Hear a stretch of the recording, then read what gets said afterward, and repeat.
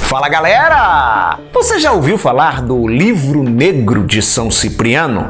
Reza a lenda que esse mítico livro contém uma série de rituais de ocultismo, simpatias e feitiços poderosíssimos que precisam contar com a participação do tinhoso para funcionar. O livro de São Cipriano é o cerne de O Cemitério das Almas Perdidas, longa-metragem brasileiro de horror pra lá de sanguinolento. E bota sanguinolento nisso. Vem comigo que está começando o Horrorpédia.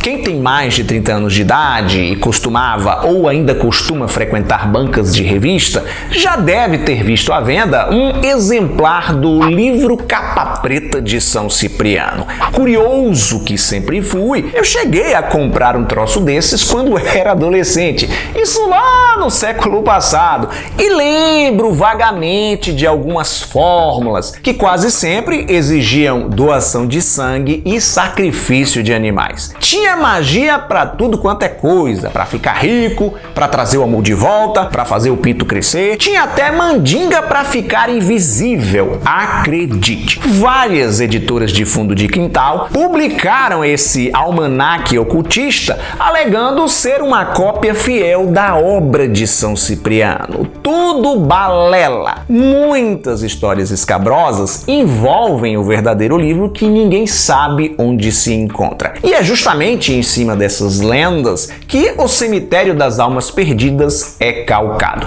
Se o filme fosse norte-americano, poderíamos dizer que o objeto amaldiçoado é o MacGuffin da história, ou seja, um elemento importante não só para a narrativa, como também para os personagens. A trama começa mostrando justamente a origem do tal livro, que foi soprado pelo capiroto. Após ser furtado por um jesuíta mal intencionado, o livro vem parar no Brasil colonial. A história do filme é contada em dois tempos. Na segunda metade do século XVI, período em que os jesuítas desembarcaram por aqui, época retratada com bastante liberdade poética, diga-se de passagem, e nos dias atuais. Enquanto o passado se encarrega de mostrar e justificar o título do longa, O Cemitério das Almas Perdidas, o tempo presente acompanha um grupo de teatro mambembe chamado Mausoléu, que viaja de cidade em cidade, apresentando um espetáculo de horror nos mesmos moldes de Monga, a Mulher Gorila. Após uma série de eventos aterrorizantes, as tramas de passado e presente se unem. O Cemitério das Almas Perdidas é uma obra de fantasia, uma fábula de horror, contendo monstros icônicos da ficção,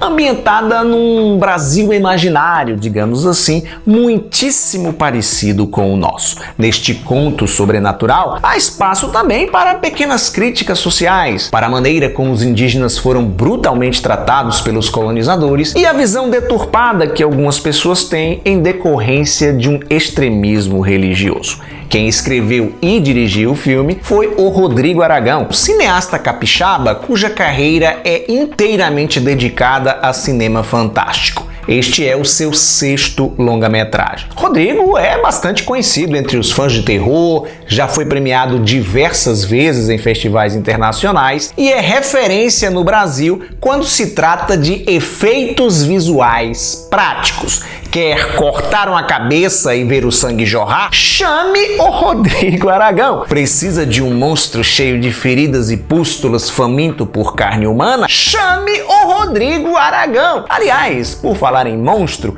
quem já viu os filmes anteriores do cineasta vai encontrar aqui uns easter eggs. Criaturas utilizadas pelo grupo teatral Mausoléu já participaram de outras obras do Aragão. Muito mais do que um filme de terror, O Cemitério das Almas Perdidas é um épico de terror. Um longa-metragem de um apuro visual incrível. Eu estou aqui puxando pela memória, mas eu não me lembro de ter visto algo tão arrojado, tão sofisticado realizado em nosso país em se tratando de cinema de gênero. O orçamento do filme foi algo na casa dos 2 milhões de reais e você consegue ver onde o dinheiro foi gasto, porque tudo aqui é mega. Os cenários grandiosos levaram meses para ser construídos, os figurinos são super caprichados e há muitos efeitos visuais práticos. O sangue escorre com gosto e tudo é muito bem feito. Assim como no slasher School, A Máscara de Anhangá, que eu também comentei neste quadro, os trechos envolvendo gore, violência e sangue não ficam devendo a nenhuma produção hollywoodiana, muito melhor do que vários filmes gringos lançados recentemente. Gostei também da performance do elenco de modo geral.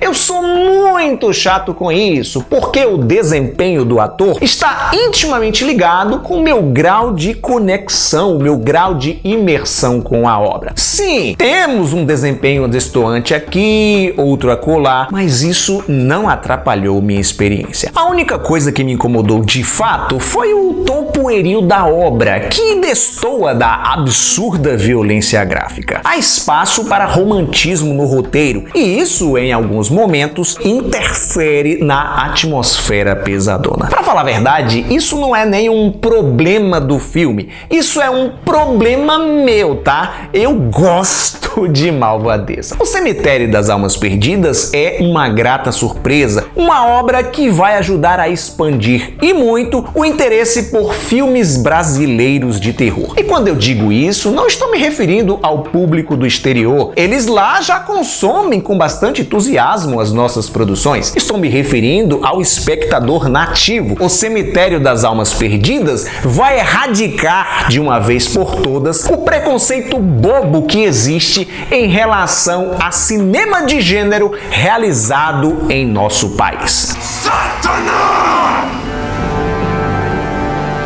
Assim como outros filmes de 2020, O Cemitério teve sua data de lançamento prejudicada pela pandemia. A premiere do longa acontece agora, no dia 6 de setembro, na abertura do 10º Cine Fantasy, um dos mais importantes festivais de cinema fantástico do nosso país. O épico de horror será exibido no Belas Artes Drive-In em São Paulo. Se você não está na capital paulista, não precisa choramingar. No dia seguinte, após a premiere, feriado da Independência, das 18 horas até as 23 horas e 59 minutos e somente das 18 horas até as 23 horas e 59 minutos do dia 7 de setembro de 2020, o Cemitério das Almas Perdidas estará disponível no Belas Artes à la carte. Vou deixar um link na descrição, cuja assinatura mensal custa apenas R$ 9,90. Pagando esta merreca, você terá acesso aos 140 filmes do festival, que vai até o dia 20 de setembro, e também todas as outras produções disponíveis no catálogo da plataforma. Agende-se para não perder essa oportunidade de ouro, ok?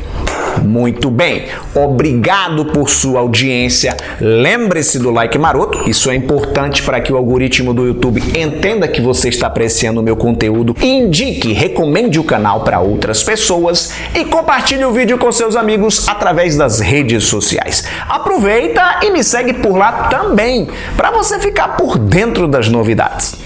Tchau e até a próxima!